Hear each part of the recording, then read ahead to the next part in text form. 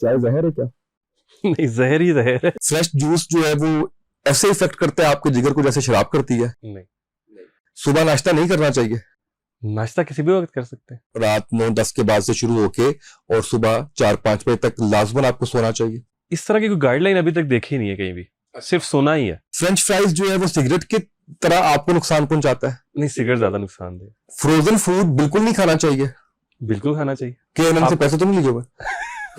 पैसे मैं अक्सर कहता हूँ किसी के इतने बुरे दिन आएंगे नहीं कि वो मुझे पैसे देगा और चीनी बिल्कुल छोड़ देनी चाहिए। नहीं, इसके ऊपर लिमिट्स हैं। नूडल्स कहते हैं बड़े खतरनाक है। नूडल्स हो सकते हैं खतरनाक। नूडल्स सिर्फ अवॉइड करना चाहिए फिर। नहीं, अवॉइड करने की जरूरत नहीं है। ऐसी कौन सी चीजें हैं जो इंतहाई नुकसानदेह हैं और हमें इस्तेमाल नहीं करनी चाहिए? आपको पता है वाटर इंटॉक्सिकेशन से आपकी डेथ हो सकती है। और क्या चीजें? उसके बाद अल्कोहल है और स्मोकिंग। बस, बाकी सारा कुछ खाओ। बाकी सारा कुछ खा सकते हैं। हाँ, तो कुछ बताया ना क्या करना चाहिए कि उसके लिए फीस ही भरनी पड़ेगी? ये जो माइंड सेट है, ये जो अप्रोच है, मैं इसके अगेंस्ट हूँ। आज जो आपने पूरा दिन खाना खाया या लंच किया या ब्रेकफास्ट किया, उसमें उसके लिए आपको कितनी मोटिवेशन चाहिए? बहुत ज्यादा, क्योंकि मैं डाइटिंग कर रहा हूँ। अच्छा, गट की हम बात करते हैं, आजकल ये भी बड़ा कहा जाता है कि सारी बीमारियां यहीं से चलती हैं। गट से चलती है सारी? मतलब आपका स्टमक खराब है? नहीं, ऐसा तो कुछ नहीं है। आपको हफ्ते में कम से कम 3-4 दिन, कम से कम 40 मिनट्स के लिए, 30 to 40 मिनट्स के लिए आपको स्ट्रेंथ ट्रेनिंग करनी है।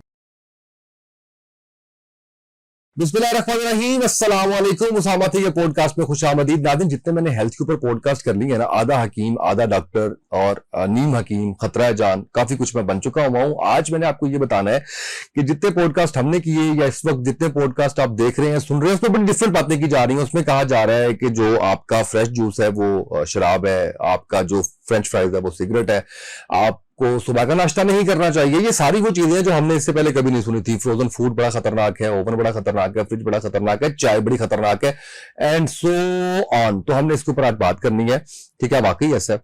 एक बड़े पढ़े लिखे डाइटिशियन हमारे पास बैठे हुए हैं। इनका नाम तलहा अहमद है। आप इनको नाम से भी जानते हैं, आप इनको इनके चेहरे से भी आप वाकिफ हैं। रोस्टिंग करते हैं और टिका के करते हैं और ऐसी ऐसी फिर ये बातें कर जाते हैं उसमें कि बस खुदा की पनाह। और मेरा जब इनसे तारुफ हुआ तो मैंने जाके इनका इंस्टा देखा तो मेरी भी एक वीडियो के ऊपर इन्होंने रगड़ा दिया हुआ था। फिर इन्होंने मुझे बताया, इन्होंने मुझे कहा कि आपकी वीडियोस मुझे लोग भेजते हैं। तो मैं समझ गया कि ये क्या कहना चाह रहे हैं। तो मैंने कहा भाई मैं तो बिल्कुल आपके साथ जो ताल्लुक है वो रहेगा। जो बात गलत हुई है मेरे पॉडकास्ट में, आपने हर सूरत उसके ऊपर आपने वीडियो करनी है और आपने लोगों को आगाही देनी है, क्योंकि मेरा मकसद भी यही है कि लोगों को आगाह किया जाए, बताया जाए। तो ये है सारी कहानी। लोग इनसे डरते भी बहुत ज्यादा हैं। डाइटिशियन और न्यूट्रिशनिस्ट जो है वो खासकर बहुत ज्यादा डरते हैं इनसे। कि मैं आपको ये भी बता रहा हूँ ऑफ द रिकॉर्ड, बहुत सी मिसालें हैं मेरे पास कि मुझे किस किस का फोन आया कि तलहा को फोन करें, उससे क्या वीडियो डाउन कर दे। तो हम तो नहीं कहेंगे, क्योंकि जो वो काम कर रहे हैं वो अपने मुताबिक बिल्कुल ठीक कर रहे हैं। तलहा कैसे हैं आप? ठीक ठाक। आप कैसे? सही था इंट्रोडक्शन? नहीं, मुझे लगता है कुछ ज्यादा ऐसा हो रहा है, ऐसा है, हकीकत तो अपनी है। अच्छा मुझे ये बताएं, हम किसी का नाम नहीं लेंगे, उसके लिए आपका प्लेटफॉर्म है, हम किसी की वीडियो डिस्कस नहीं करेंगे। मैं आपसे जानना ये चाहता हूँ, मुझे बड़ा अच्छा लगा कि जब मेरी आपसे मुलाकात हुई तो आपने कहा कि इत्तेदाल के साथ सब कुछ खाएं, मैना रबी के साथ सब कुछ खाएं। तो सब ये बात नहीं बता रहे होते हमें। जैसे मैंने आपको बताया ना कि चाय को जहर कहा जाने लग गया है। अच्छा मैं कुछ चीजें आपके सामने रखता हूँ, आपने मुझे बताना है कि ऐसा है या नहीं। चाय जहर है क्या? नहीं, जहर ही जहर है। चाय नहीं है जहर, यानी इतनी नुकसानदेह नहीं है कि वो जहर हो। नहीं, फ्रेश जूस जो है वो ऐसे इफेक्ट करता है आपके जिगर को जैसे शराब करती है? नहीं। सुबह नाश्ता नहीं करना चाहिए। नाश्ता किसी भी वक्त कर सकते हैं। यानी इस पे आप भी, जो नए आने वाले जो लोग हैं जो कहते हैं कि नाश्ता नहीं करना चाहिए, इस पे आप भी मुत्तफिक हैं कि जब भूख लगे तब खाना चाहिए? हाँ, जब जिसको सुबह लगती है वो सुबह खा ले, जिसको दोपहर तक लगती है दोपहर तक खा ले। यानी खाली पेट अगर वो रहते हैं, एक बंदा सुबह 6 बजे उठता है और 12 बजे तक उसको नहीं भूख लगी, वो नहीं खाता, तो इट्स ऑल राइट। भूख नहीं लगी इसका मतलब ये है कि खाली पेट नहीं है वो। अच्छा, ओके। अक्सर लोग रात को लेट नाइट खा रहे हैं और अब तो बल्कि एक दिन मैं किसी से बात यही कर रहा था कि अब तो दिन और रात का कॉन्सेप्ट खत्म होता जा रहा है। अच्छा, तो ये गलत नहीं है? आप नहीं समझते कि आपको जो नींद का दौरानिया और जो नींद का आपका वो है इंटरवल है, वो रात 9-10 के बाद से शुरू होके और सुबह 4-5 बजे तक लाजमन आपको सोना चाहिए? इस तरह की कोई गाइडलाइन अभी तक देखी नहीं है कहीं भी, सिर्फ सोना ही है। अच्छा, आपने ये आप इसके भी मुखालिफ है, ठीक हो गया। अच्छा, फ्रेंच फ्राइज जो है वो सिगरेट की तरह आपको नुकसान पहुंचाता है? नहीं, सिगरेट ज्यादा नुकसानदेह। अच्छा, फ्रेंच फ्राइज इतना नुकसानदेह नहीं है? इतना नहीं है। फ्रोजन फूड बिल्कुल नहीं खाना चाहिए? बिल्कुल खाना चाहिए। अच्छा, कुछ नहीं होता उससे? हम सारा साल जो गोश्त खाते हैं हाँ सारा साल तो खैर नहीं खाते, चले 2-4 महीने तो खा ही लेते हैं ना कुर्बानी के बाद, हाँ वही फ्रोजन फूड है। ओके। नहीं मतलब उसमें उसमें उसमें कुछ प्रोसेस और तरह के नहीं होते? प्रोसेस्ड फूड हम तो रख देते हैं फ्रीजर में, उसके बाद निकाल के खा लेते हैं। प्रोसेस्ड होना एक अलग चीज है, फ्रोजन होना एक अलग चीज है। ओके मतलब फ्रोजन में आपको 2 कैटेगरीज मिल जाएंगी। आप जैसे KNS की प्रोडक्ट्स देखते हैं, कबाब, ये सब कुछ वो प्रोसेस्ड है, ठीक है, प्रोसेस्ड भी है और फ्रोजन भी है। लेकिन बहुत सारे ऐसे खाने हैं जो सिर्फ फ्रोजन है। KNN से पैसे तो नहीं लीजिए पैसे मैं अक्सर कहता हूँ किसी के इतने बुरे दिन आएंगे नहीं कि वो मुझे पैसे देगा और ठीक है, बिल्कुल सही है। और वाकई में ये जितनी फेयर मॉन्गरिंग हुई है या हो रही है कोक के अगेंस्ट, कोक को क्या फर्क पड़ता? कोई फर्क नहीं पड़ता। ये चीनी के अगेंस्ट हो रही है, तो शुगर का जो भी इंडस्ट्री है उसको क्या फर्क चीनी पड़ता है? बिल्कुल छोड़ देनी चाहिए। नहीं, इसके ऊपर लिमिट्स हैं, ठीक है। और ये जितनी भी चीजें, ये मैं नहीं कह रहा हूँ मैंने पहले कहा, पढ़े लिखे हमारे पास डाइटिशियन आए मैंने पहले कहा ये तो इसके लिए हमारे पास गाइडलाइंस हैं इन सारी चीजों के लिए। अच्छा, मैं पहले ये मोटी मोटी बातें आपसे पूछ लूं, फिर हम इसको थोड़ा सा मजीद अनफोल्ड करेंगे कि ताकि हमारे लोग ये जान जाएं कि हम आज बातें कैसी करने जा रहे हैं। अच्छा, इसी तरह से मुझे ये बताइएगा कि आप नींद के हवाले से भी ये कह रहे हैं, और ठीक है, बातें मुकम्मल होगी ये वाली तकरीबन, क्योंकि ये मिथ्स काफी ज्यादा इस वक्त जिसके ऊपर बात करना जरूरी है। जब अच्छा, प्रोसेस नहीं खाना चाहिए? देखिए हम इंसान सब कुछ प्रोसेस्ड ही खाते हैं, कुछ चंद चीजों को छोड़ के। गॉट इट, मैंने रिलेट कर लिया। जानवरों में और हम में यही फर्क है। यही फर्क। जानवर चीज ऐसे पकड़ते हैं और खा लेते हैं, ये उसको हम जो बॉयल करते हैं या हम उसको जो पकाते हैं वो प्रोसेस ही है। सो जतन करना पड़ता है हमें उस खेत से लेके जहाँ पे चीज प्रोड्यूस हो रही है उसको, फिर उसके कितने प्रोसेसेस हैं आप खुद ही देखें, फिर वो हमारे घर आ रही है, फिर घर आने के बाद कितने प्रोसेसेस हैं कुकिंग के, और उसके बाद ये सारे इसी को प्रोसेस कहते हैं। नूडल्स कहते हैं बड़े खतरनाक है। नूडल्स हो सकते हैं खतरनाक, अच्छा, हो सकता है किसी चीज को आपने भी खतरनाक कहा है। अच्छा, नूडल्स से अवॉइड करना चाहिए फिर? नहीं, अवॉइड करने की जरूरत नहीं है, खाने चाहिए। हाँ, हर चीज खतरनाक भी हो सकती है, ओके, हर चीज सेफ भी हो सकती है। हमें बस सीखना है कि कैसे चीजों को सेफली कंज्यूम किया जा सकता है। नूडल्स, हाँ। इसमें इसको मैं एक एग्जांपल से समझाता हूँ। आपको पता है वाटर इंटॉक्सिकेशन से आपकी डेथ हो सकती है, ठीक है। पानी अगर आप एक हद से ज्यादा पी लेते हैं उससे आपकी डेथ हो सकती है किडनी ओवरलोड होने की वजह से। आपने भी वही बातें शुरू कर दी है ना जो सारे कर रहे हैं। देख रहे हैं आपने नई बात कर दी, किसी डाइटिशियन ने ये बात नहीं की। अब ये थंबनेल जब मेरा बनेगा जिसके ऊपर मैं लिखूंगा कि पानी की ज्यादती की वजह से आपकी मौत हो जाती है, तो फिर इन पे वीडियोस बनेगी। हाँ, लेकिन अगर कोई कहे कि पानी जहर है, एक चीज है उसकी वजह से मौत हो रही है, लेकिन अगर कोई ये कह दे कि पानी जहर है तो वो जहर नहीं है, तो वो जहर नहीं है, वो उसकी ज्यादती है जहर, और वो उसकी ज्यादती होने के चांसेस भी रेयर है। एक नॉर्मल इंसान कभी भी नहीं ऐसा करेगा, ठीक है। तो इसी तरह ही जैसे आपने नूडल्स की बात की है, किसी भी चीज की बात करें तो हर चीज किसी न किसी कॉन्टेक्स्ट में जहर हो सकती है, या जहर तो खैर कहना गलत लफ्ज होगा, नुकसानदेह हो सकती है। हाँ, अब ये हमारे यहाँ जो पैकेज्ड नूडल्स हैं इसमें मसला ये है कि इसमें सोडियम काफी ज्यादा है, ठीक है, और वो इतना ज्यादा है कि वो आपकी डेली जो सोडियम की लिमिट है वो 50% के अराउंड बनता है। मतलब एक इंसान डेली बेसिस पे जितना सोडियम ले सकता है उसकी 50% उसको एक पैक ऑफ नूडल से मिल सकता है। अगर इस चीज को कंट्रोल किया जाए, अगर इस चीज को मैनेज किया जाए, तो फिर नूडल्स खाए जा सकते हैं। कैसे किया जा सकता है? लाइक फॉर एग्जांपल आप महीने में 2-4 दफा नूडल्स खाते हैं तो ठीक है, फिर तो कोई मसला नहीं है कि किसी एक आध दिन आपने 50% सोडियम किसी एक ही मील से ले लिया तो इतना बड़ा मसला नहीं। लेकिन अगेन आपने एक और बात बड़ी अच्छी की थी कि ये भी पर्सन टू पर्सन डिपेंड कर रहा होता है। तो अब मेरे ध्यान में ये आ रहा है कि अगर आपको ब्लड प्रेशर है तो फिर ना खाएं, इतना भी ना खाएं। ऑब्वियसली हाँ। अच्छा, फिर यहाँ पे इस सोडियम को कंट्रोल भी किया जा सकता है, मैनेज भी किया जा सकता है। नूडल्स जो हैं वो एक बड़ी ही समझ लेंगे कल्चरल एक वो है, डेलीगेसी है, कोई नई कोई मॉडर्न फूड नहीं है ये। चाइनीज और जापानीज भी शायद खाते हैं, मुझे नहीं आइडिया, लेकिन चाइनीज तो सदियों से नूडल्स ही खा रहे हैं। ठीक है। अगर आपका किसी भी चाइनीज से कभी भी इंटरेक्शन हो तो उनके घरों में ऐसे नूडल्स बन रहे हैं जैसे हमारे घरों में रोटी और चावल बन रहे हैं। तो अगर आप नूडल्स का पैक ले लें और नूडल्स के पैक को अपने घर में बनाएं, उसका सिर्फ और सिर्फ वो जो मसाला है वो इस्तेमाल ना करें, क्योंकि सारा सोडियम उसके अंदर है। जो बाकी जो नूडल्स का वो जो है केक है, वो जो उसको कहते हैं, उसके अंदर कोई मसाला या कोई सोडियम नहीं है। सारा सोडियम उस पैक के अंदर है, उस सॉस के अंदर है। अगर आप उसको स्किप कर दें, अपने मसाले डाल लें, ठीक है, खुद नमक डालें, मिर्चें डालें, वो सब कुछ डालें, या उसकी क्वांटिटी को थोड़ा कम कर लें, ठीक है, तो काफी हद तक इसको मैनेज किया जा सकता है। अच्छा, अब इसी तरह से मुझे ये बताइएगा ऐसी कौन सी चीजें हैं जो इंतहाई नुकसानदेह हैं और हमें इस्तेमाल नहीं करनी चाहिए? ट्रांस फैट एक ऐसी चीज़ है जिसकी जो सेफ लिमिट है वो बहुत ही ज़्यादा नैरो है, ऑलमोस्ट इक्वल टू 0, ठीक है। और उसके सोर्सेज हैं बनस्पति की, या फिर आप जब ऑयल को बहुत ज़्यादा रीहीट करते हैं और रीयूज़ करते हैं तो उसके अंदर ट्रांस फैट्स पैदा होते हैं। ठीक तो है। मतलब आप जब बाहर से चीज़ें खा रहे होते हैं ना, और जो डीप फ्राइड चीज़ें होती हैं जो आप बाहर से खाते हैं, उसमें चांसेस होते हैं ट्रांस फैट आने के। और ख़ासतौर पे वो वाली चीज़ें, वो वाली सोर्सेज जहाँ पे बहुत ज़्यादा हाइजीन का ख्याल नहीं रखा जाता, जहाँ पे ऑयल को बार बार यूज़ भी किया जा रहा होता है, और अक्सर तो खैर ज़्यादातर घी ही यूज़ कर रहे होते हैं, बनस्पति घी यूज़ कर रहे होते हैं, तो उसमें ट्रांस फैट काफ़ी सारा आ सकता है। घर में अगर आप करते हैं तो भी खतरनाक है?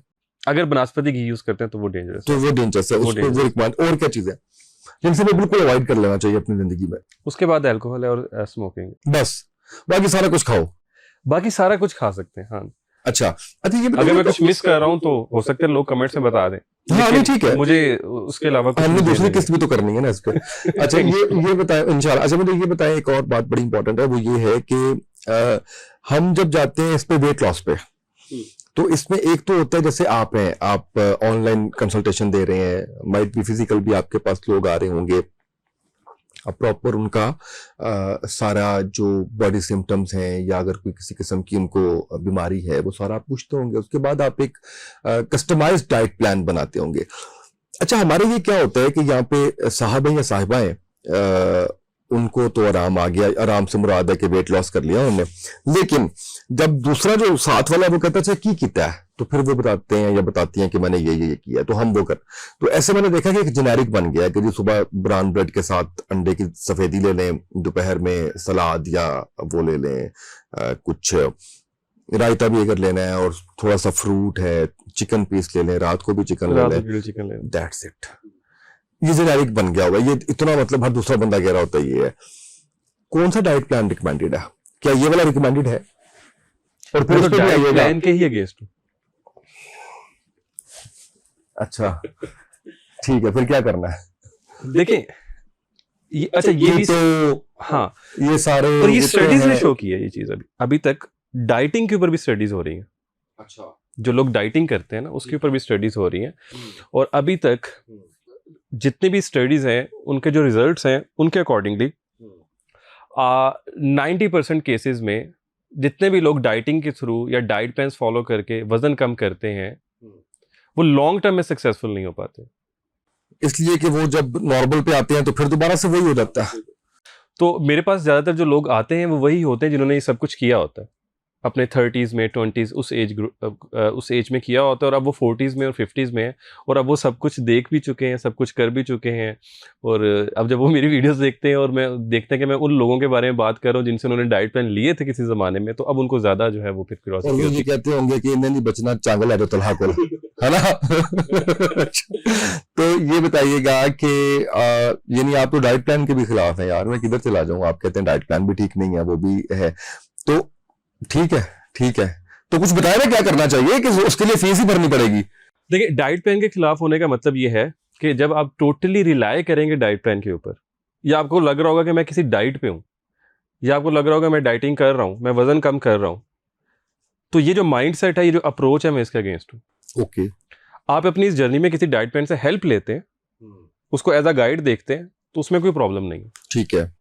लेकिन अगर आप कहते हैं कि ये डाइट प्लान, ये पीस ऑफ पेपर है, यही डिसाइड करेगा कि मैंने अगले 1 महीने क्या खाना है, तो वो 1 महीना तो आपको कोई रिजल्ट्स दे सकता है, लेकिन जब उस महीने के बाद आप अपनी नॉर्मल जिंदगी में वापस आएंगे, जब कहेंगे कि अच्छा मैं पहले तो मैं फ्री था, मुझे छुट्टियां हो गई थी, मैंने वेट कम कर लिया, अब मैं सारे काम अपने दोबारा से शुरू करूंगा, तो जब दोबारा से सारे काम शुरू करेंगे तो वो वाला काम फिर पीछे रह जाएगा। तो इसका जो सोल्यूशन है, वो सोल्यूशन ये है कि आप सबसे पहले, जो अगर कोई पूछे कि आपके लिए बेस्ट डाइट कौन सी है, तो वो डाइट है जो आपके लिए सस्टेनेबल है।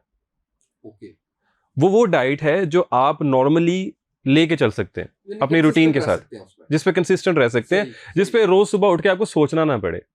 ओके, दोपहर को ना सोचना पड़े, जैसे आप नॉर्मली खाते हैं। अब अगर लोग कहते हैं डाइटिंग के लिए मोटिवेशन चाहिए, मुझे बताएं आप जो नॉर्मली आजकल खाना खा रहे हैं, आज जो आपने पूरा दिन खाना खाया या लंच किया या ब्रेकफास्ट किया, उसमें उसके लिए आपको कितनी मोटिवेशन चाहिए? बहुत ज्यादा, क्योंकि मैं डाइटिंग कर रहा हूँ। अच्छा, लेकिन नॉर्मली आपको उसके लिए मोटिवेशन नहीं चाहिए, रोकने के लिए। नॉर्मली नहीं, क्योंकि हम खा रहे होते हैं, हम सुबह नाश्ता करते हैं, दोपहर में खाना खाते हैं, रात में खाना खाते हैं, कोई मोटिवेशन नहीं, खाते हैं और सही से खाते हैं। हाँ, so you make all of these choices out of habit, जो बाय डिफॉल्ट आपके अंदर से निकल रही हैं, जिसमें ना आपको सोचना पड़ रहा है, ना आपको विल पावर चाहिए, ना आपको मोटिवेशन चाहिए। सही है। तो इसी तरह ही आप जब ये सीखेंगे कि इस नॉर्मल डाइट में फर्दर मुझे क्या मॉडिफिकेशन करनी चाहिए जो मेरी बॉडी के लिए ज्यादा सूटेबल हो, मुझे ज्यादा नरिश करे और मेरे जो वेट का जो भी गोल है उसके अकॉर्डिंगली भी सूटेबल हो, और फिर जब आप उसको सीखना शुरू करें और फिर आहिस्ता आहिस्ता इंप्लीमेंट करें। लेट्स से आपने अपने ब्रेकफास्ट से शुरू कर दिया, उसको ठीक कर लिया पहले, फिर लंच को ठीक कर लिया, फिर डिनर को ठीक कर लिया, और ऐसे स्टेप बाय स्टेप्स करते करते करते करते आप शायद 3 महीने लगेंगे ज़्यादा से ज़्यादा, या 6 महीने लगेंगे, आपको एक रूटीन मिल जाएगी जो आप पूरी ज़िंदगी फॉलो कर सकेंगे, जिसपे आपकी बॉडी भी खुश, आप भी खुश। ये जो इस वक्त गट की हम बात करते हैं, आजकल ये भी बड़ा कहा जाता है कि सारी बीमारियां यहीं से चलती हैं। Do you agree? गट से चलती है सारी, मतलब आपका स्टमक खराब है आपका, तो वहीं से सारा आपके आगे सारा कुछ वही हो जाता है। वैसे ये हुक्मा की लाइन थी, लेकिन अब हम देख रहे हैं कि ये डाइटिशियन भी यूज कर रहे हैं। नहीं, ऐसा तो कुछ नहीं है। ऐसा भी हो सकता है कि बंदा फिट हो, उसको सिर्फ स्टमक का प्रॉब्लम हो। एक ऐसा भी हो सकता है कि बंदा नहीं हो फिट, उसको स्टमक ठीक हो। अच्छा, ऐसा नहीं है। ऐसा कैसे हो सकता है? मुझे क्या पता, आप डॉक्टर हैं, आप बताएंगे। मैं तो आपको बता सकता हूँ लाइट ठीक है या नहीं, माइक ठीक है या नहीं, कैमरा ठीक है या नहीं, मुझे तो नहीं पता। नहीं, ऐसा नहीं हो सकता, ऐसा नहीं है, ऐसा जरूरी। अच्छा, हाँ। ये होता है, देखें, जब आप ओवरऑल आपकी बॉडी अच्छे से परफॉर्म नहीं कर रही है विद एज। मैं आपको बताता हूँ, मैं एक केस बताता हूँ आपको। एक साहब थे, उनको सांस जैसे होता है ना कि वो उस तरह से नहीं आ रहा था, जैसे सेटिस्फैक्टरी सांस नहीं आ रहा था। वो एक हकीम साहब के पास गया, हकीम साहब ने उनको कहा कि अच्छा, आपका जो है ना वो स्टमक खराब है, स्टमक खराब होने की वजह से आपको एसिडिटी हो रही है, एसिडिटी होने की वजह से आपके खून के अंदर ऑक्सीजन कम हो गई है, तो उसकी वजह से आपको सांस ठीक नहीं आ रहा। ऐसा होता है? नहीं। अच्छा, तो यही तो असल मसला है ना कि कहानियां ऐसे ऐसे सुनने को मिलती हैं जिनका रियलिटी से दूर दूर तक कोई लेना देना नहीं होता। अच्छा, अब ये बताएं कि किसी की वीडियो कभी डिलीट भी की है प्रेशर में आके? नहीं, किसी ने प्रेशराइज किया ही नहीं अल्हम्दुलिल्लाह अभी तक। कहा ही नहीं किसी ने? नहीं, अल्लाह का शुक्र है, किसी ने भी नहीं आज तक नहीं ये कहा कि डिलीट कर दो? नहीं, किसी ने नहीं कहा। एक खातून थी, उन्होंने कहा था, ठीक है, लेकिन उन्होंने प्रेशर में नहीं कहा था। मैंने एक वीडियो बनाई, उन्होंने भी एक वीडियो बनाई फिर। अच्छा, आप पे? हाँ। और फिर मैंने एक और वीडियो बनाई, शुरू हो गया काम। हाँ। तो उन्होंने जब वो वाली वीडियो देखी जो सेकंड वन थी, उन्होंने कहा कि ये जो मेरी है ये मैं भी डिलीट कर रही हूँ, ठीक है, और ये जो आपने दोबारा बनाई ये भी प्लीज आप डिलीट कर दें, पहले वाली रखें, ठीक है। मुझे कोई उससे कोई मसला नहीं है, क्योंकि पहले वाली में ऑब्वियसली बहुत ज्यादा अच्छे से तो नहीं आप जो है वो किसी को ट्रोल करते या रोस्ट करते, और मैं इस चीज के हक में भी नहीं हूँ कि मुझे ट्रोल करना किसी को अच्छा लगता है या रोस्ट करना किसी को अच्छा लगता है, और ना ही मैं किसी पर्सनैलिटी को करता हूँ।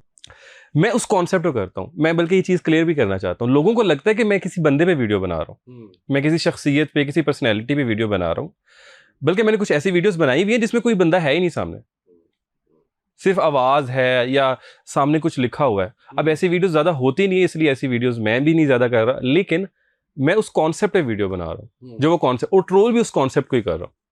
बिल्कुल सही है, तो प्रेशर नहीं आता। हाँ, अल्लाह का शुक्र है। फिर मैं किसी के पीछे भी नहीं पड़ा ना कभी। अच्छा, बनाई और बस, ठीक है, एक बन गई। क्योंकि इसमें भी ये देखता, अब देखें मिसाल के तौर पे, फॉर एग्जांपल मैं किसी एक इंसान की किसी वीडियो के ऊपर रिव्यू कर रहा हूँ, तो जरूरी नहीं है कि वो इंसान पूरी तरह गलत हो गया। मतलब जो उसकी चीजें ठीक है, वो इतना सीरियसली लेना इस चीज को। हाँ, सही है। जो वो कांसेप्ट बयान किया वो गलत है। वो जो कॉन्सेप्ट है जो उसने बयान किया, मैं उसको सिर्फ और सिर्फ रिव्यू कर रहा हूँ। बाकी सारी वीडियोस में वो ठीक हो सकते हैं, बाकी सारी बातों में वो ठीक हो सकते हैं, और ऐसा नहीं है कि सब लोग हर चीज में ही गलत है। कुछ लोग हैं जो हर चीज में गलत हैं, कुछ लोग हैं जो हर चीज में गलत नहीं है। तो सिर्फ और सिर्फ उसको उस वीडियो की हद तक देखें, और इसलिए मैं किसी एक के पीछे नहीं पड़ता। अगर कोई उसकी वीडियो है किसी इंसान की, तो मैं उसको रिव्यू कर देता हूँ। अगर मिसाल के तौर पे अगले 6 महीने उनकी कोई ऐसी वीडियो नजर नहीं आती, मैं दोबारा उनकी वीडियो पे नहीं कर रहा। तो वो जो मेरे प्रोग्राम में मेहमान आए थे, जिसका आप मेरे कह रहे थे कि लोग भेज रहे हैं, मुझे तो बना दिया आपने या नहीं? अभी वो अभी तक वो एडिटिंग के प्रोसेस में बन गई है। आपने, ठीक है। अच्छा, मुझे ये बताइएगा कि वेट लॉस के लिए इंजेक्शंस मार्केट में मौजूद है मुख्तलिफ नामों से, क्या वो रिकमेंडेड है? हाँ, कुछ लोगों के लिए रिकमेंडेड है। अच्छा, यानी वो अगर आपने करना है तो वो जो दवाई पे लिखा होता है कि डॉक्टर की हिदायत के मुताबिक यूज करें, वो उस तरह से यूज करना वो है। उस तरह से यूज, वो डॉक्टर ही डिसाइड करे।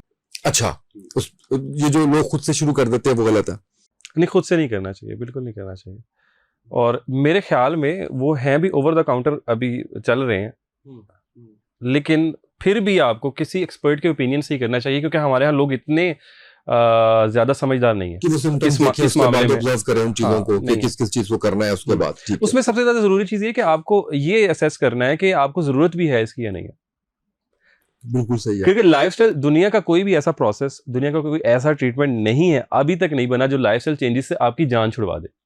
लेकिन जब आप ऐसा कुछ करने जा रहे होते हैं, आपके जहन में ये होता है कि आप डाइट से जान छुड़वा रहे हैं या एक्सरसाइज से जान छुड़वा रहे हैं कि मुझे वो ना करना पड़े, मैं ये कर लूं, सर्जरी करवा ली किसी, और या इस तरह के इंजेक्शंस ले लिए कि वो ना करना पड़े और ये कर लूं और फिर काम हो जाए। ये जितने भी ट्रीटमेंट्स हैं, जितने भी प्रोसीजर्स हैं, ये एड ऑन्स हैं लाइफस्टाइल के ऊपर। वो लाइफस्टाइल तो परमानेंट, वो टेम्परेरी है। अच्छा, मैंने ये सुना बहुत से डाइटिशियन को कहते हुए कि आपका एक सर्टेन एज के बाद मसल्स लॉस का प्रोसेस शुरू हो जाता है और उसका हल सिर्फ वेट लिफ्टिंग है। आप क्या कहेंगे?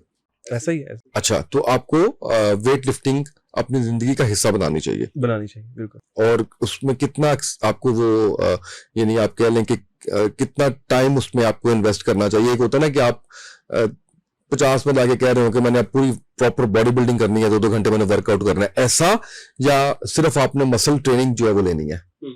एक तो ये चीज मैं यहाँ पे क्लियर करना चाहता हूँ कि एक चीज होती है जो आपको करनी चाहिए और एक चीज होती है जो आप कर सकते हैं। ठीक है, आप हमेशा उसको देख रहे होते हैं जो आपको करना चाहिए, लेकिन देखना उसको चाहिए जो आप कर सकते हैं। हो सकता है आप उतना ना कर सकते हो अभी फिलहाल जितना आपको करना चाहिए, लेकिन आप जो कर सकते हैं वो करना शुरू करेंगे तो वहां तक पहुंचना शुरू हो जाएंगे। ठीक है, तो अगर रिकमेंडेशंस देखें, WHO की रिकमेंडेशन है इस पे, और भी जितनी बॉडीज हैं उनकी रिकमेंडेशन है कि आपको हफ्ते में कम से कम 3-4 दिन, कम से कम 40 मिनट्स के लिए, 30 to 40 मिनट्स के लिए आपको स्ट्रेंथ ट्रेनिंग करनी है। अच्छा, अब स्ट्रेंथ ट्रेनिंग का मतलब सिर्फ ये नहीं कि आपको जिम ही जाना है उसके लिए, जरूरी नहीं है। आप घर पे भी शुरू कर सकते हैं, विदाउट इक्विपमेंट भी शुरू कर सकते हैं। ज्यादातर तो लोग इतने ट्रेंड ही नहीं है कि वो जिम की फैसिलिटीज को जाके सही तरह से यूटिलाइज कर सके। आपने जिम जाना है ना, तो आपको पता है वहां पे बहुत सारी फैसिलिटेशन है और वो बहुत अच्छी चीज है, बट बहुत से लोग इतने ट्रेंड होते ही नहीं है कि उस सारे इक्विपमेंट को यूज कर सकें या उतना वो सारे जो फैसिलिटी है उसको यूटिलाइज कर सकें। वो घर से भी शुरू कर सकते हैं, 10-15 मिनट से भी शुरू कर सकते हैं, विदाउट एनी इक्विपमेंट भी शुरू कर सकते हैं। आपने पता है, आप पुशअप्स वगैरह आप करते हैं जैसे घर में, तो ऐसी इस चीज की वीडियो इंटरनेट पे मिल जाती है? बिल्कुल मिल जाती है। आप यूट्यूब पे सर्च करें strength training without any equipment, home based workout, सब कुछ पड़ा हुआ है। वो सारे उस पे जो है वो हो जाएगा। गाइडलाइंस की वीडियोस कम बनाते हैं आप? गाइडलाइंस 2 तरह की होती हैं, एक जनरल गाइडलाइंस होती हैं और एक पर्सनलाइज्ड गाइडलाइंस होती हैं। मैं अपनी वीडियोस में जो रिव्यू दे रहा होता हूँ वो जनरल गाइडलाइंस के अकॉर्डिंगली होता है, और उसमें मैं जब भी किसी भी कॉन्सेप्ट को डीबंक करता हूँ तो मैं साथ एक्सप्लेनेशन देता हूँ, अपनी तरफ से पूरी कोशिश करता हूँ कि एक्सप्लेनेशन दूँ, अच्छे से अच्छी एक्सप्लेनेशन दूँ उसमें। और लेकिन जो पर्सनलाइज्ड गाइडलाइन है वो तो ऑब्वियसली फिर इन पर्सन कंसल्टेशन के थ्रू ही दी जा सकती है। अच्छा, मुझे ये बताएं कि एक हर जो भी इदारा होता है या कोई भी आप कह लें जो फील्ड होती है, उसके ऊपर कोई ना कोई रेगुलेटरी के इदारे होते हैं, आपकी फील्ड में भी होते होंगे। Are they not working properly? नहीं है, नहीं है? नहीं है।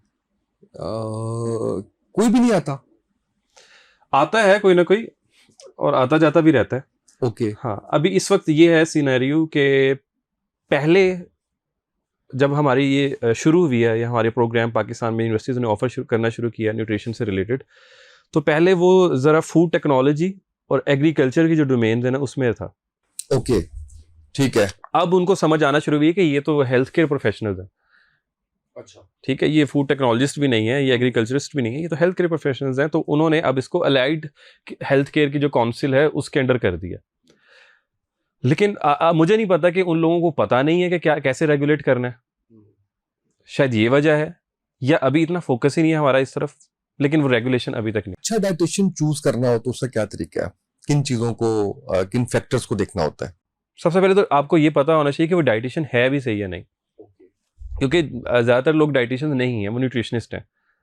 इस और डाइटिशियन और न्यूट्रिशनिस्ट में फ़र्क है। डाइटिशियन का मतलब ये है कि एक ऐसा इंसान जिसने किसी यूनिवर्सिटी से डिग्री की है, ठीक है, और उसके बाद उसने किसी हॉस्पिटल में काम किया, ये डाइटिशियन की डेफिनेशन है। और न्यूट्रिशनिस्ट कोई भी 6 महीने का डिप्लोमा वगैरह कर लेता है। जुबैदा आप भी न्यूट्रिशनिस्ट हैं। किसी भी इंसान के पास कुछ भी नॉलेज है बेसिक सा न्यूट्रिशन का, वो न्यूट्रिशनिस्ट कहलाया जा सकता है। हाँ, प्रोफेशनली नहीं कहलाया जा सकता, लेकिन कहलाया जा सकता है। तो लेकिन सोशल मीडिया पे तो इस चीज़ की ज़ाहिर बात है कोई डिस्क्रिमिनेशन नहीं है, हर इंसान आता है और अपना जो है पॉइंट ऑफ व्यू शेयर करता है। तो अगर आप देखना चाहते हैं कि कोई इंसान डाइटिशियन अच्छा है या नहीं है, तो पहले तो ये देखें कि डाइटिशियन है भी या नहीं है, क्योंकि बहुत सारे लोग ऐसे हैं सोशल मीडिया पे जो अपनी सर्विसेज ऑफर कर रहे हैं but they are not dieticians. उसके बाद फिर ये देखें कि कितना एक्सपीरियंस्ड है, हॉस्पिटल बेस्ड एक्सपीरियंस अगर आपको चाहिए क्योंकि आप किसी डिजीज़ मैनेजमेंट की तरफ जाना चाहते हैं, लाइक फॉर एग्जांपल आपको कोई बीमारी है और आप उसके लिए उनसे मशवरा करना चाहते हैं, तो फिर अच्छी बात है कि उनका हॉस्पिटल रिलेटेड कोई एक्सपीरियंस भी होना चाहिए। वो आपके लिए एक अच्छे डाइटिशियन है। अगर आप फिटनेस से रिलेटेड आपका ज़्यादा कंसर्न है, तो फिर आप ये देखें कि फिटनेस से रिलेटेड उनका एक्सपीरियंस ज़्यादा होना चाहिए। इलाज बिल ग़ज़ा के कंसेप्ट को मानते हैं? इलाज का मतलब क्या है? कोई बीमारी है तो वो ठीक हो जाए। इंग्लिश में तो हम देखते हैं कि एक है क्योर और एक है मैनेजमेंट। साइंस की एक बड़ी अच्छी बात है, साइंस एडमिट कर लेती है कि भाई ये मुझे नहीं आता, ठीक है, ये मुझे अभी तक ये पता नहीं चला, और यही साइंस की खूबसूरती है जिसकी वजह से उसको चीजें पता चलती भी हैं। खूबसूरती है या उसका तरीका ही है कि एविडेंस नहीं है, उसके एक्सपेरिमेंट्स नहीं है, रिजल्ट नहीं है, तो वो नहीं है उसके देखिए अंदर। सर, आप मानेंगे कि मुझे ये नहीं आता तो ही आप वो चीज सीखेंगे, हाँ, और आप वो ठीक चीज है, कर पाएंगे। Yes yes. आप कहेंगे कि मुझे आता है, तो आप तो कभी भी नहीं सीख पाएंगे, या कभी भी इवॉल्व नहीं कर पाएंगे। तो साइंस की यही सबसे अच्छी बात है कि वो कहती है कि ये पता चल चुका है, ये पता नहीं चला। ठीक है। तो साइंस में कुछ चीजें हैं जिनका ट्रीटमेंट है, जिनका क्योर है, कुछ चीजें हैं जिनकी सिर्फ मैनेजमेंट है। लेकिन उर्दू में जब हम बात करते हैं तो हम सिर्फ इलाज ही कहते हैं। ठीक है। तो अगर इलाज को हम ट्रीटमेंट समझें तो ट्रीटमेंट दो होते हैं, या तो आपने पूरी तरह क्योर कर दिया किसी चीज़ को, या आपने उसकी सिर्फ मैनेजमेंट कर ली। और कुछ बीमारियां ऐसी हैं जिनकी सिर्फ मैनेजमेंट होती है, कुछ बीमारियां ऐसी जिनका क्योर होता है। न्यूट्रिशन में किसी चीज़ का क्योर नहीं है, लेकिन ग़िज़ा से आप किसी भी चीज़ का इलाज नहीं कर सकते। आप मैनेजमेंट कर सकते हैं, आप प्रिवेंशन कर सकते हैं, आप एक अच्छी ज़िंदगी गुजार सकते हैं, अपनी क्वालिटी ऑफ लाइफ इंप्रूव कर सकते हैं, और मज़ीद किसी बीमारी होने से बच सकते हैं। अच्छा, तो फिर डाइटिशियन या न्यूट्रिशनिस्ट इलाज नहीं कर सकते? हाँ, लेकिन अब यहाँ पे एक पॉइंट ये समझे ना कि कुछ बीमारियां ऐसी हैं जिनका क्योर है ही नहीं है, जिनकी सिर्फ मैनेजमेंट है। शुगर? हाँ, फॉर एग्जांपल शुगर, जिनकी सिर्फ मैनेजमेंट है, तो वो मैनेजमेंट डाइटिशियंस करवा सकते हैं। ओके। Blood pressure? हाँ, उसकी भी मैनेजमेंट है, वो भी क्योर नहीं है? हाँ, क्योर नहीं है उसका। अच्छा, और ये पीसीओएस? पीसीओएस का भी कोई क्योर नहीं है, उसकी भी मैनेजमेंट है? उसकी भी मैनेजमेंट। डाइट से होगी? डाइट से होगी, इन तीनों की? इन तीनों की। ओके, ठीक है। और इसकी इन तीनों की अगर बड़ी वजूहत है तो वो क्या है? शुगर की अगर हम बात करते हैं, तो अगर हम शुगर से बचना चाहते हैं तो क्या बड़ी वजह है? सिर्फ मीठा खाना तो नहीं है ना? रिस्क फैक्टर्स हैं ये सब। ओके। देखिए, अगर हमें पता होता ना कि ये चीज़ है जो सारी कारस्तानी कर रही है, हम उसको पकड़ के उधर ही उसको जो है ना फिक्स कर देते। सबसे बड़ा मसला यही है। स्ट्रेस भी है। हाँ, बहुत सारे रिस्क फैक्टर्स हैं, ये अपना जेनेटिकली भी है, जेनेटिक्स भी है, और ये सारी चीजें जो है वो उसके ऊपर है, तो हमें इसीलिए इत्तेदाल में रहना चाहिए। इसीलिए पूरा पैकेज फॉलो करना है। ओके। पूरा पैकेज से मुराद ये है कि अपनी मेंटल हेल्थ का भी ख्याल रखना है, फिजिकल एक्टिविटी का भी ख्याल रखना है, डाइट का भी ख्याल रखना है, नींद का भी ख्याल रखना है, स्मोकिंग से भी अवॉइड करना है, अल्कोहल से भी अवॉइड करना है। तो ये पूरा पैकेज है जो हमें गाइडलाइंस से मिलता है जब भी इसकी मैनेजमेंट की बात होती है। जब हम मैनेजमेंट की बात करते हैं तो फिर हम मेडिसिन नहीं ले रहे होते? हाँ, मेडिसिन भी उसमें शामिल है। एलोपैथिक? जी बिल्कुल, एलोपैथिक। ओके, वो भी शामिल है उसको? वो भी शामिल हाँ, नहीं बनेगा, हो सकता है आप मुझे बताएं कि जड़ी बूटियों से मैं कोई नहीं, ऐसा कुछ इलाज जो है वो कर दूंगा। देखिए, ये मुझे नहीं समझ आती कि ये चीज़ें जो हैं कहाँ से आई और कैसे आई, या हम क्यों नहीं इस बारे में सोच रहे। देखिए, मेडिसिन जो है, मेडिसिन का मतलब ये होता है कि कोई ऐसी चीज़ जिसकी कुछ मेडिसिनल प्रॉपर्टीज है। लोगों को पता नहीं क्यों ये लगता है कि साइंस के अकॉर्डिंगली एक डिस्क्रिमिनेशन है कि ये एलोपैथी की दवाई है, तो अब ये जैसे हमारे यहाँ जाते नहीं बनी हुई है कि ये सैयद है तो इनके सैयद ये एलोपैथी है। मैं आपको इस आपके दूसरी तरफ वाला मौक़िफ़ आपके सामने रखता हूँ। वो ये है कि एक है होम्योपैथिक है, एलोपैथिक है, और फिर हर्बल है। ये तीन ही है। अच्छा, जो आपका ना जो होम्योपैथिक, उसके बारे में मशहूर है कि इसके साइड इफेक्ट नहीं है, जबकि होम्योपैथिक जब पढ़ाने वाले पढ़ाते हैं तो पहली बात ये करते हैं कि इसके साइड इफेक्ट होते हैं, पता नहीं किसने ये बात फैला दी है। Do you agree? मुझे पता ही नहीं इस चीज आपने का। पढ़ा नहीं है, हाँ, लेकिन ये तो सुना है ना कि होम्योपैथिक, लोगों से तो सुना होगा आपने कि हाँ, होम्योपैथिक बिल्कुल। के साइड इफेक्ट नहीं है, लेकिन मैं आपको साइड इफेक्ट की भी कहानी बताता हूँ, क्या है वो। सबसे पहले तो साइंस की तरफ से कोई डिस्क्रिमिनेशन नहीं है कि ये एलोपैथी वाली दवाइयां मेरी हैं, मैंने इसी की बात करनी है या इन्हीं को इफेक्टिव बताना है, और ये जो होम्योपैथी वाले हैं ये भाग जाएं इधर से, ये जो हर्बलिस्ट हैं ये भाग जाएं इधर से। ठीक है, साइंस के सामने पूरी दुनिया है। ठीक है, जितने भी रिसर्चर हैं उनके ज़हनों में ये डिस्क्रिमिनेशन नहीं है, वो इस जात पात पे बिलीव नहीं करते हैं, इस जात पात पे ये लोग बिलीव करते हैं, होम्योपैथी वाले और हर्बलिस्ट वगैरह। मैं इसे कंप्लीट कर लूंगा कि इसी तरह से मैं आपको बता रहा था कि जो हर्बल है उसके बारे में भी ये है कि ये कुदरती है, इसके साइड इफेक्ट नहीं है। अच्छा, एलोपैथी के साइड इफेक्ट इसलिए मैं आपको बता देता हूं कि जब आप डॉक्टर के पास जाते हैं तो मोस्टली आजकल के डॉक्टर पता करते क्या है, ये बड़ा आम फैम सा हुआ है, आप बड़ा कॉमन है ये, अगर आप जाके देखते हैं तो फॉर इंस्टेंस आपको ब्लड प्रेशर है तो एक दफा तो उसको इन्वेस्टिगेट करना चाहिए या नहीं? कोई ऑर्गन भी तो डिस्टर्ब हो सकता है ना, जरूरी तो नहीं है कि आपको असेंशियल हाइपरटेंशन है, इसके पीछे कोई रीजन भी तो हो सकती है ना, कोई आपका ऑर्गन ठीक तरह से काम नहीं कर रहा है या कोई उसमें खराबी है या कुछ है। Am I right? जी जी बिल्कुल। अच्छा, आप देखते नहीं हो, आप देखते हो और उसके बाद आप कहते हो जी सुबह एक गोली खानी है, एक रात तो खानी है, ये पक्की तुम्हें लग गई है, अब तुमने इसके बगैर तुम्हारी जिंदगी खत्म है। तो डॉक्टर्स कौन सा साइंस को फॉलो कर रहे हैं? मैं यही गुजारिश कर रहा हूं ना कि गलत है ना, ये चीज गलत है। अच्छा, उसके बाद क्या वो कुछ उसको इन्वेस्टिगेट करते हैं, उसके बाद पूरा करने के बाद वो बताते हैं कि जी यार ये एसेंशियल हाइपरटेंशन है, ये तुम्हें लगा। अच्छा, अब फिर वही डॉक्टर ये कहते हैं कि जब आप मुसलसल गोलियां खाते हैं और खासकर अगर आप पेन किलर खाते हैं तो वो जाके आपके गुर्दों को इफेक्ट कर रही होती है। करती है या नहीं करती? करती है। तो दैट्स वाई मैं ये कह रहा था कि लोग ज्यादा इस बात से डर के हर्बल या होम्योपैथिक की तरफ जाते हैं। इसी चीज की एक्सप्लेनेशन है कि साइंस की तरफ से ये डिस्क्रिमिनेशन नहीं है। कोई चीज हर्ब से मेडिसिन बन सकती है अगर उसकी इफेक्टिवनेस सामने आ जाए। ये आप सामने पौधा पड़ा हुआ है ना, ठीक है, अगर मिसाल के तौर पे एक नंबर ऑफ डाटा मिल जाए कि ये पौधा ट्रायल हो जाए, ये पौधा जो है खाने से इंसान की डायबिटीज ठीक हो जाती है, ये मेडिसिन बन जाएगा, इसको फिर हम हर्ब नहीं कहेंगे।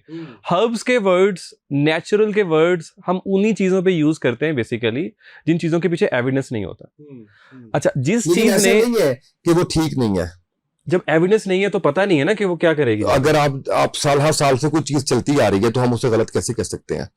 दूध, अच्छा, दूध में हल्दी मिला के पीते हैं तो आपकी दर्दें खत्म होती हैं, ये साल हर साल से लोग आजमा रहे हैं। हाँ जी, तो ये क्या ये ऐसा नहीं है? देखिए, इसके लिए फिर साइंटिफिक मेथोडोलॉजी को समझना पड़ेगा। पहले ये बताया ना आप, हम उस पे बाद में जाते हैं, साइंटिफिक मेथोडोलॉजी पे बाद पे जाते हैं। मैं कहता हूं कि जी आपके कोई अंदरूनी चोट लगी है, कुछ हो गया है, तो सदियों से चलता आ रहा है ना कि हल्दी डालें दूध में, ठीक है, तो क्या लोगों को आराम नहीं आता? आपने कभी नहीं सुना? आपके घरों में कभी बड़े बुढ़े ने ये नहीं कहा कि पुत्र में हल्दी पा के देते दूध दे विच? मैंने सुना है, आराम भी आता है। मैंने सुना है, लोग कहते हैं कि उनको आराम आता है। रोबोटिक में ना बन जाए कि साइंस ने नहीं कहा तो उसका असर नहीं है। नहीं, साइंस कोई रोबोट थोड़ी है। आप देखें ना, मैं ये कह रहा हूं कि अगर साइंस ने उस तरीके से इस चीज को नहीं वैलिडेट किया तो आप साइंटिफिक मेथोडोलॉजी को समझते हैं क्या? मैं समझता हूं, साइंटिफिक मेथोडोलॉजी को बिल्कुल समझता हूं, लेकिन मैं ये कहता हूं कि अगर उसको वैलिडेट नहीं किया साइंस ने तो इट डजंट मीन कि वो काम नहीं कर रही। नहीं, ये तो बताए ना कि बनाए ना उसको, हल्दी को पकड़े, उसको उसकी फॉर्मुलेशन करें, उसके बाद उसका ट्रायल करें लोगों पे, आप उसको करें, हाँ टेस्ट करें और फिर आप उसका दें जो है वो रिजल्ट दें। मैं बेशक डॉक्टर नहीं हूं लेकिन मैं इंजीनियर हूं, इतना तो पता मुझे साइंस का। लेकिन आप जो बात कर रहे हैं ना, आप ये कह रहे हैं कि आप अपने घर में देख रहे हैं। नहीं, अपने घर में नहीं देख रहा ना, फॉर एग्जाम्पल वही हमारे सदियों में सोसाइटी में, मतलब कहने का यही है, मतलब ये है साइंस में भी जो हायरार्की है एविडेंस की, आपको पता है स्टडीज की टाइप्स होती है ना, उसमें जो सबसे ऊपर है वो ह्यूमंस के ऊपर जो हुए हुए ट्रायल्स हैं वो हैं।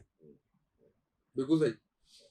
वही आप जो बात कर रहे हैं कि हम अपनी सोसाइटी में जब देख रहे हैं कि एक चीज फायदेमंद है तो साइंस भी उसी को ही सबसे ज्यादा प्रायोरिटाइज कर रही है अपनी रिसर्च के अंदर भी, कि जहां पे ह्यूमंस के ऊपर होने वाले ट्रायल्स में चीजें रिजल्ट्स नजर आ रहे हैं वो सबसे ज्यादा इफेक्टिव है या वो सबसे ज्यादा सॉलिड डाटा है।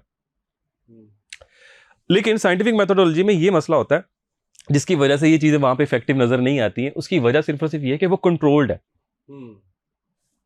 मिसाल के तौर पे आपने हल्दी और दूध पिया, आपको चोट लगी, मुझे भी चोट लगी, मैंने कुछ और पी लिया या मैंने कुछ भी नहीं पिया, आपकी भी चोट ठीक हो गई, मेरी भी ठीक हो गई। चोट है ना, उससे तो हील हो ही तो जाना है। होना ही है ना। उससे तो हो ही होना जाना है। है। तो यही तो मसले हैं सारे बिल्कुल सही। कि साइंस एक कंट्रोल्ड इन्वायरमेंट क्रिएट करती है। मैं यहाँ बैठ के साइंस के बगैर डिसाइड कर ही नहीं सकता। मैं कैसे जान सकता हूँ कि अब मैं कहाँ पे क्या इसको होगा? अगर ये कहूँ कि पेन किलर है तो उसने दर्द को खत्म करना ही करना है। क्योंकि वो In so any many case. Trials के बाद जो है वो इस पॉइंट पे पहुंची है कि हमने, अब देखिए आप मिसाल के तौर पे आपको पता है ना कि सूरज मशरिक से निकलता है। आपको क्यों पता? क्योंकि आप उसको रोज निकलते हुए देखते जा रहे हैं, देखते जा रहे हैं, देखते लेकिन जा रहे हैं। समटाइम ऐसा भी तो होता है दवाइयां असर करना बंद कर देती हैं, वो क्या होता है? दवाइयों पे तो मेरा इतना नॉलेज नहीं है ना, वो मेरी डोमेन है।